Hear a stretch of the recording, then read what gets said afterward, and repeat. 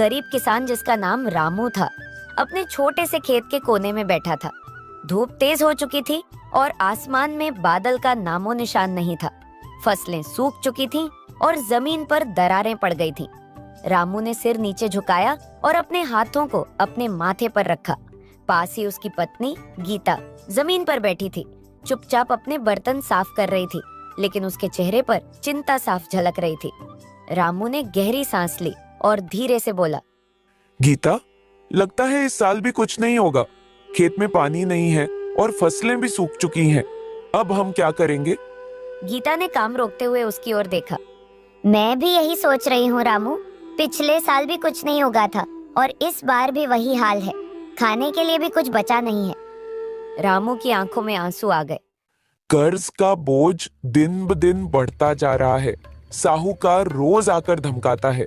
मुझे समझ नहीं आता हम कैसे बचेंगे इस सब से। गीता ने उसके पास आकर उसका हाथ थाम लिया। रामू, हम साथ हैं। भले ही हालात कितने भी बुरे हों, हम एक दूसरे का सहारा हैं। कभी कभी लगता है कि भगवान हमारी परीक्षा ले रहा है, पर हमें हार नहीं माननी चाहिए। रामू ने धीरे से सिर हिलाया। हाँ गीता, पर पेट की आग और बच्चों की भूख देखकर दिल टूट जाता है। खेत में काम करने की ताकत नहीं बची अब। गीता ने उसकी आंखों में उम्मीद की किरण जगाते हुए कहा, हम कहीं और काम ढूंढ सकते हैं। शहर में मजदूरी कर लेंगे। यहाँ रहकर मरने से अच्छा है कि कोशिश करें। शायद भगवान हमारी मेहनत देख रहा हो और कहीं से मदद मिले। रामू ने गीता के चेहरे की ओर देखा। उसकी आंखों में अभी भी उम्मीद की एक हल्की सी चमक थी। उसने महसूस किया कि उसकी पत्नी के हौसले से ही वह अब तक खड़ा है। तुम सही कहती हो गीता, हम हार नहीं मानेंगे। दोनों ने एक दूसरे का हाथ थाम लिया और यह ठान लिया कि चाहे कैसी भी मुश्किलें आए, वे साथ मिलकर उनका सामना करेंगे। अगले दिन रामू और गीता ने तय किया कि वे शहर जाकर मजदूरी करेंगे। गांव में रहकर इंतजार करने का कोई मतलब नहीं था, क्योंकि खेत बंजर हो चुके थे।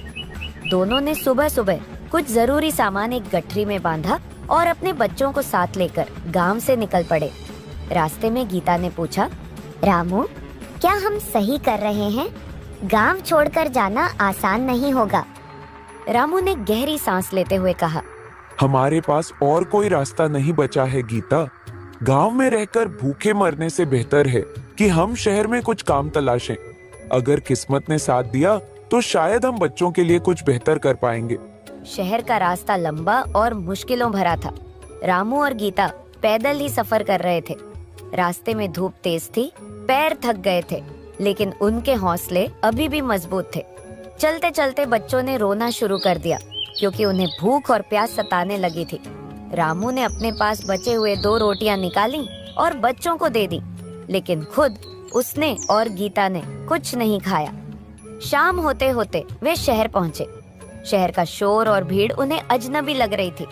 हर ओर ऊंची ऊंची इमारतें और दौड़ती भागती गाड़ियां थीं। रामू ने थोड़ा घबराते हुए कहा, गीता, ये शहर तो बहुत बड़ा है। यहाँ काम कैसे मिलेगा, ये सोच कर ही डर लग रहा है।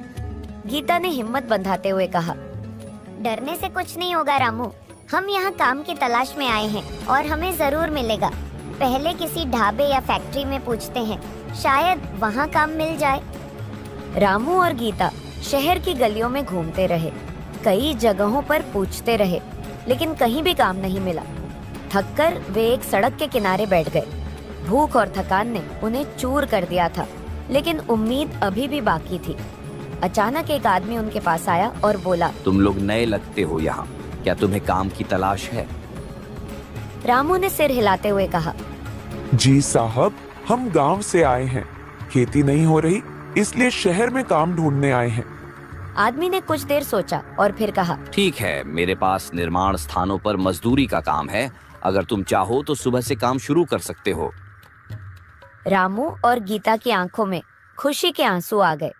उन्होंने धन्यवाद कहा और मन ही मन भगवान का शुक्रिया अदा किया। रामू ने गीता की ओर देखा और मुस्कुराते हुए कहा, देखा गीता, मेहनत और भरोसा कभी खाली नहीं जाता। हमें उम्मीद नहीं छोड़नी चाहिए।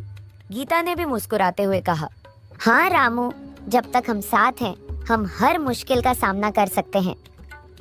अगले दिन से दोनों ने मजदूरी का काम शुरू किया। काम कठिन था, शरीर थक जाता था, लेकिन दिल को तसल्ली थी कि अब बच्चों को भूखा नहीं रहना पड़ेगा। दिन बीतते गए और धीरे धीरे उनकी जिंदगी में थोड़ी सी स्थिरता आई। वे दोनों मिलकर थोड़ा थोड़ा पैसा जोड़ने लगे ताकि एक दिन वे वापस अपने गांव लौट सकें और फिर से अपनी जमीन पर खेती कर सकें। कई महीने बीत गए। रामू और गीता ने शहर में कड़ी मेहनत की और धीरे धीरे थोड़े थोड़े पैसे जोड़ने लगे। उनके पास अब इतना था कि वे वापस अपने गांव लौट सकते थे और खेती शुरू कर सकते थे। रामू का दिल हमेशा अपने गांव और जमीन की ओर खींचता था। एक दिन उसने गीता से कहा, अब हमें वापस चलना चाहिए गीता, मैंने काफी पैसे बचा लिए हैं, हमारी जमीन हमें बुला रही है। गीता ने उसकी आंखों में वही पुरानी उम्मीद देखी जो गांव छोड़ते वक्त थी। उसने सिर हिलाया और कहा, हाँ रामू, अब हमें अपने खेतों में फिर से काम करना चाहिए। यहाँ शहर में हमने जितना कर सकते थे कर लिया। अब हमें अपने बच्चों के भविष्य के लिए गांव लौटना चाहिए। अगले दिन दोनों ने अपनी गठरी बांधी और अपने बच्चों के साथ गांव के लिए निकल पड़े। रास्ता लंबा था, लेकिन इस बार उनके दिलों में एक नई उम्मीद और आत्मविश्वास था। वे जानते थे कि उनके पास अब कुछ पैसे हैं जिनसे वे अपनी खेती को फिर से शुरू कर सकते हैं। जब वे गांव पहुंचे तो आस पड़ोस के लोग उन्हें देखकर हैरान रह गए। कुछ ने ताना मारा, तुम लोग फिर से वापस आ गए, शहर में भी कुछ नहीं मिला क्या? लेकिन रामू और गीता ने उनकी बातों को अनसुना कर दिया। उन्हें पता था कि उनका फैसला सही था। रामू ने अपने खेत की तरफ देखा। सूखी जमीन और बंजर खेत उसे फिर से चुनौती देते लगे, लेकिन इस बार वह हार मानने वाला नहीं था। उसने गीता की ओर देखा और कहा, अब ये जमीन फिर से फसलें उगाएगी गीता, इस बार हम अपनी मेहनत और उम्मीद से इसे हरा भरा करेंगे। गीता ने मुस्कुराते हुए कहा, हाँ रामू, हमने जितना सीखा है उससे अब हम कुछ अच्छा कर पाएंगे। रामू ने अपने जोड़े हुए पैसों से एक छोटा सा पंप खरीदा जिससे वे अपने खेतों में पानी दे सके। गीता ने बीज और खाद का इंतजाम किया। दोनों ने मिलकर दिन रात मेहनत की। खेत में फिर से हल चला, बीज बोए गए और सिंचाई शुरू हुई। हर दिन सूरज के नीचे काम करते हुए दोनों के चेहरों पर संतोष झलकने लगा। कुछ महीनों बाद उनके खेतों में पहली बार हरियाली नजर आने लगी। फसलें धीरे धीरे बढ़ने लगी। गांव के लोग अब उनकी तरफ तारीफ भरी नजरों से देखते थे। वही लोग जो पहले ताने मारते थे अब कहने लगे, रामू और गीता ने असंभव को संभव कर दिखाया। फसल पक चुकी थी।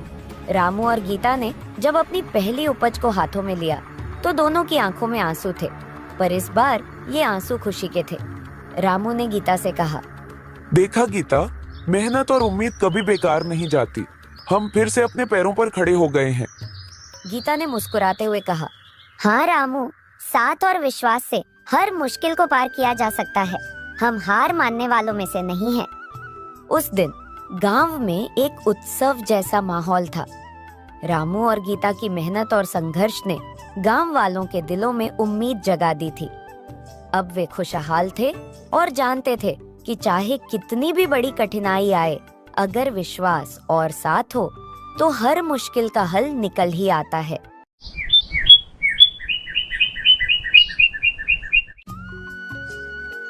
सूरज ढल चुका था और एक छोटी सी चाय की दुकान पर नूरुल और अब्दुल बैठे थे। दोनों के पास चाय के कप और दुनिया जीतने का ख्वाब थे। अब्दुल, कुछ करना पड़ेगा यार। ये जिंदगी कब तक 10 रुपये की चाय और 20 रुपये के समोसे पर रुकी रहेगी? बिल्कुल सही कह रहे हो। मुझे तो लगता है कि ये चाय वाले भी हमसे अमीर हो गए हैं। एक दिन हम भी करोड़पति बनेंगे। हाँ हाँ, और जब हम करोड़पति बनेंगे तो ये चाय वाला हमें फ्री में चाय देगा। ओहो, बड़ा सपना है तेरा, पर प्लान क्या है? करोड़पति कैसे बनेगा? अरे देख, मैंने सोचा है हम दोनों लॉटरी टिकट खरीदते हैं। अगर हमारी किस्मत ने साथ दिया तो करोड़पति बन जाएंगे। हाँ हाँ, और अगर किस्मत ने धोखा दिया तो क्या करेंगे? हाथ में टिकट जेब में छेद और हालत वही की वही। ओहो, तुम तो हमेशा नेगेटिव सोचते हो। सोचो तो सही, अगर 1 करोड़ का जैकपॉट लग गया तो क्या करेंगे? सबसे पहले तो मैं एक चमचमाती गाड़ी खरीदूंगा, वो भी लाल रंग की, और जब गाड़ी चलाऊंगा तो बगल वाली सीट पर एक सोने का पिलो रखूंगा, सोने का पिलो? क्यों भाई? ताकि जब थक जाऊं तो सिर रखकर सो सकूं। करोड़पति आदमी हूं, आम पिलो थोड़ी लूंगा। दोनों ठहाके मरकर हंसने लगे। नूरुल, मैं तो बड़ा सा बंगला बनाऊंगा जिसमें हर कमरे में एक बड़ा टीवी होगा, ताकि हर कमरे में बैठकर मैच देख सकूं। और बाथरूम में क्या वहां भी टीवी लगाएगा? क्यों नहीं, जब करोड़पति बनेंगे तो हर जगह रॉयल लाइफ चाहिए। अच्छा, एक और आइडिया है मेरे पास। हम दोनों मिलकर एक बिजनेस खोलते हैं, नूरुल अब्दुल पकोड़े वाला प्राइवेट लिमिटेड। पकोड़े वाला प्राइवेट लिमिटेड? ये क्या नाम हुआ भाई? नाम पे मत जा यार, काम पे जा, काम पे। सोच, जब हम दोनों के पकोड़े विदेशों में जाएंगे तो हमें मिस्टर पकोड़ा कहकर बुलाएंगे। और हमारा ब्रांड एम्बेसडर कौन होगा? शाहरुख खान। वाह वाह, शाहरुख खान को बुलाओगे? और क्या, उसे भी पकोड़े खिलाओगे? नहीं, उसे 10 किलो पकोड़े का पैकेज देंगे और कहेंगे कभी फ्री हो तो ये बनाना और खाना। दोनों पेट पकड़कर हंसने लगते हैं। यार, करोड़पति बनने का सपना तो हमने बड़ा ही सही देखा है, पर अभी हमारे पास लॉटरी टिकट के पैसे भी नहीं हैं। अरे छोड़, कोई बात नहीं। चल, इस चाय वाले को आज उधार में ही पेमेंट करते हैं और कल से नई तरकीब सोचेंगे करोड़पति बनने का। हाँ, सही कह रहे हो। चल, चाय खत्म करते हैं और फिर सोचते हैं क्या करना है। लेकिन एक बात पक्की है, जब हम करोड़पति बनेंगे ना, तो इस चाय वाले को हम अपना पर्सनल चाय वाला बना लेंगे। दोनों फिर हंसने लगते हैं और चाय की दुकान से निकल जाते हैं, नए सपने और नई उम्मीदों के साथ। कुछ दिन बाद नूरुल और अब्दुल एक दिन वे अपने पड़ोसी की बाग में जाते हैं, जहां केले के पेड़ लगे हुए होते हैं। नूरुल, सुन अब्दुल, मैंने एक और बढ़िया आइडिया सोचा है। क्यों ना हम केले बेचने की शुरुआत करें? केले? ये तो बहुत ही आसान है, लेकिन हमारे पास पैसे नहीं हैं और केले खरीदने के लिए पैसे चाहिए। अरे यार, चिंता मत कर, हमारे पड़ोसी के केले तो बहुत अच्छे हैं। अगर हम थोड़े से चुरा ले तो वो बेचकर पैसा कमा सकते हैं। चुराना? ये तो ठीक नहीं है यार, लेकिन फिर भी अगर ये काम कर गया तो करोड़पति बनने का एक और रास्ता खुल जाएगा। दोनों रात में पड़ोसी के बाग में जाते हैं। अंधेरे का फायदा उठाकर वे केले तोड़ने लगते हैं। नूरुल, सुन, कोई तो नहीं है, चल जल्दी कर। अरे बस एक और पेड़ से तोड़ लेते हैं। कुछ देर में दोनों केले से भरा एक बड़ा बोरा लेकर वहां से भाग जाते हैं। अब ये केले बेचते हैं, चल बाजार चलते हैं। बाजार में पहुंचकर वे अपने केले एक टोकरी में सजाते हैं। आओ आओ, ताजे ताजे केले खाओ और इसका आनंद उठाओ। एक ग्राहक ने पूछा, ये केले कितने के हैं? बस 20 रुपये किलो, ताजे और मीठे हैं। ग्राहक ने बोला। ठीक है, 2 किलो दे दो। ग्राहक केले खरीदने लगते हैं। दोनों थोड़ी देर में कुछ पैसे कमा लेते हैं। देख अब्दुल, हमारा पहला बिजनेस सफल हो रहा है। हाँ यार, अब तो हमें सिर्फ केले बेचना है। ये तो बहुत आसान है। लेकिन अचानक एक पुलिस वाला वहां आता है। पुलिस वाला संदेह से, अरे ये केले कहाँ से आए? तुम्हारे पास तो कोई लाइसेंस नहीं है। नूरुल घबरा कर, लाइसेंस? अरे भाई, हम तो बस पड़ोसी से खरीदे हैं। हाँ हाँ, हम तो केले के फैन हैं, हम उन्हें चुराने का क्या सोचना।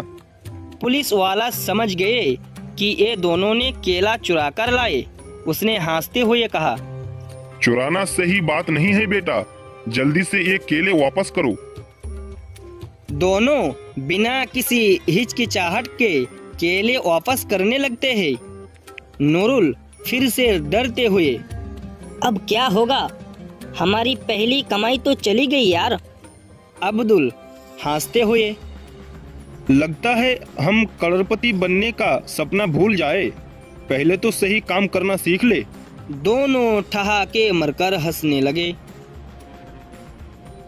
अगली बार हम पड़ोसी से इजाजत लेकर केले लाएंगे। हाँ, और जब हम करोड़पति बनेंगे तो पड़ोसी को उसके केले की कीमत दे देंगे। दोनों दोस्त फिर से चाय की दुकान पर लौटते हैं, नए ख्वाबों के साथ। एक दिन नूरुल और अब्दुल अपने खेत में काम कर रहे थे। अचानक नूरुल ने कहा, अब्दुल, क्या तुमने सुना? आजकल गोबर की कीमत आसमान छू रही है। अब्दुल ने चौंकते हुए कहा, सच में? गोबर बेचकर हम क्या अमीर हो सकते हैं?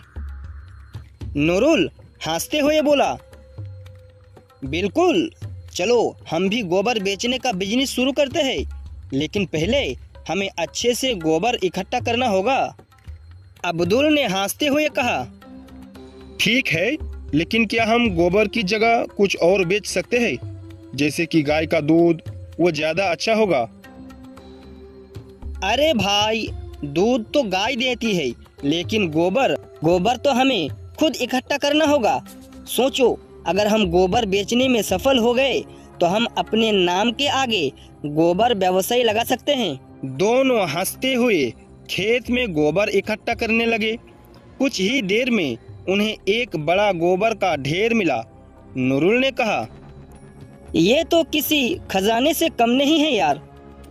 अब्दुल ने मजाक में कहा, लेकिन इसे बेचने के लिए हमें इसे साफ करना होगा, कहीं ग्राहक को ये गंदा ना लगे। साफ करने की कोई जरूरत नहीं, हम बस इसे ऑर्गेनिक गोबर कह देंगे, ग्राहक समझ जाएगा कि ये कितना खास है। थोड़ी देर बाद दोनों गांव के मेले में पहुंचे। नूरुल ने चिल्लाते हुए कहा, लाओ भाई लाओ, ताजा ऑर्गेनिक गोबर सबसे बढ़िया। लोग उनकी तरफ देखने लगे और हंसने लगे। एक ग्राहक बोला, भाई तुम सच में गोबर बेच रहे हो क्या? नूरुल ने बड़े गर्व से कहा, हाँ, और ये आपके बाग के लिए बहुत फायदेमंद है। इसे लगाने से फसल दोगुनी हो जाएगी। अगर फसल दोगुनी हो गई तो तुम्हारा गोबर भी दोगुना हो जाएगा। अब्दुल ने तड़क से कहा, बस इसीलिए तो हम इसे बेचना चाहते हैं, तुम हमारे पहले ग्राहक बनोगे। लोगों की हंसी और बढ़ गई। एक बच्चा बोला, पापा, मुझे गोबर नहीं चाहिए, मुझे तो आइसक्रीम चाहिए। अगर बच्चे गोबर नहीं खरीदेंगे तो बड़े कैसे खरीदेगा? फिर उसने एक योजना बनाई। अब्दुल, चलो हम गोबर के साथ आइसक्रीम का भी प्रचार करें, कहें कि हमारे गोबर से बनी आइसक्रीम बहुत खास है। अब्दुल ने हंसते हुए कहा, वाह, ये तो एकदम नया आइडिया है, लेकिन अगर लोग आइसक्रीम मांगने लगे तो हम क्या करेंगे? हम कहेंगे कि पहले गोबर खरीदो, फिर आइसक्रीम मुफ्त में। वे दोनों फिर से चिल्लाने लगे, आओ आओ, गोबर के साथ आइसक्रीम की डील, पहला ग्राहक गोबर लेकर आइसक्रीम मुफ्त। गांव के लोग अब हंसते हंसते इकट्ठे हो गए। एक बूढ़ा आदमी बोला, बेटा, तुम्हारे गोबर में क्या खास है? नूरुल ने चुटकी लेते हुए कहा। बाबा, खास बात यह है कि ये गोबर है और इसके बाद मुफ्त में आइसक्रीम।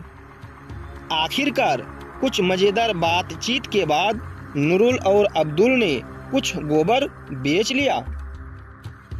देखा, हम गोबर बेचने में सफल हो गए। नूरुल ने हंसते हुए कहा। अब हमें गोबर व्यवसायी के रूप में जाना जाएगा। दोनों ने एक दूसरे को गले लगाया और फिर से गोबर इकट्ठे करने के लिए निकल पड़े, ये सोचते हुए कि अगली बार वे इसे और बेहतर तरीके से बेचेंगे। नूरुल और अब्दुल का गोबर बेचने का मजेदार कारोबार तो खूब हंसी और मजाक में बीता, लेकिन वो ज्यादा पैसा नहीं कमा पाए। एक दिन नूरुल ने कहा, अब्दुल, मुझे लगता है कि हमें कुछ और बेचना चाहिए। गोबर का बिजनेस तो सही चला पर ज्यादा नहीं चला। तो अब क्या बेचेंगे? कहीं ऐसा तो नहीं कि अब हम पत्थर बेचने का बिजनेस शुरू कर दे? अरे नहीं भाई, इस बार मैंने सोचा है कि हम घास बेचेंगे। अब्दुल ने हैरानी से कहा। घास? कौन घास खरीदेगा? नूरुल ने समझाया। देखो, गांव में गाय, बकरी और घोड़े तो बहुत है। इन सबको घास चाहिए होती है और लोग खुद जाकर काटने में आलस करते हैं।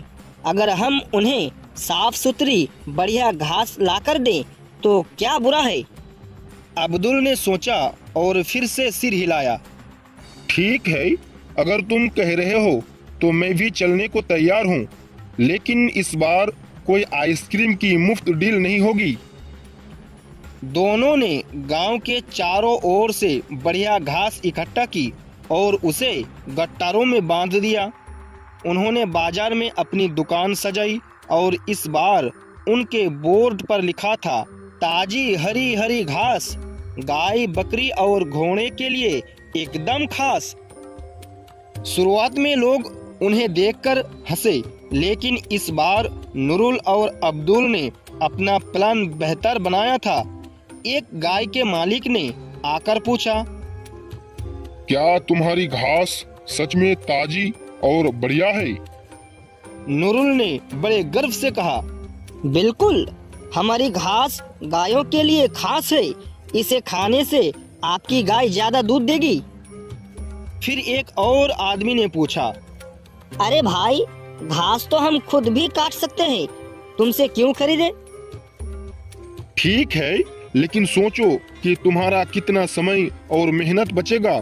बस हमें पैसे दो और सीधे तैयार घास घर ले जाओ। धीरे धीरे लोग इस आइडिया से सहमत होने लगे। नूरुल और अब्दुल का घास बेचने का धंधा जम गया। उन्होंने अपने कारोबार को इतना बढ़ा लिया कि अब हर हफ्ते घास के गट्टार ट्रक में भरकर बाजार पहुंचने लगे। लोग भी खुश थे क्योंकि उन्हें मेहनत करने की जरूरत नहीं पड़ती थी और घास की क्वालिटी भी अच्छी होती थी। कुछ ही महीनों में नूरुल और अब्दुल की दुकान पूरे जिले में मशहूर हो गई। उनके पास अब न केवल घास थी, बल्कि उन्होंने हर तरह की पालतू जानवरों की खुराक बेचनी शुरू कर दी। नूरुल, ये तो सोचो, हम पहले गोबर बेचते थे और अब घास। अगले साल तो हम शायद खुद गाय बेचने लगेंगे।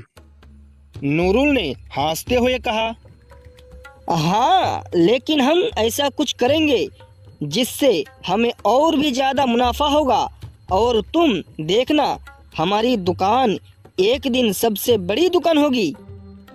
उनकी मेहनत और मजाकिया अंदाज से वे धीरे धीरे गांव के सबसे अमीर व्यवसायी में एक बन गए। जो लोग पहले उन्हें देखकर हंसते थे, अब उनके पास आकर सलाह मांगने लगे कि वे भी कैसे अपना खुद का कारोबार शुरू करें। अब्दुल ने एक दिन हंसते हुए कहा, देखा, हम गोबर से लेकर घास तक सब बेच चुके हैं। अब मुझे कोई भी काम मुश्किल नहीं लगता। बिल्कुल, जब तक हम दोनों साथ हैं कोई भी बिजनेस आइडिया फेल नहीं हो सकता।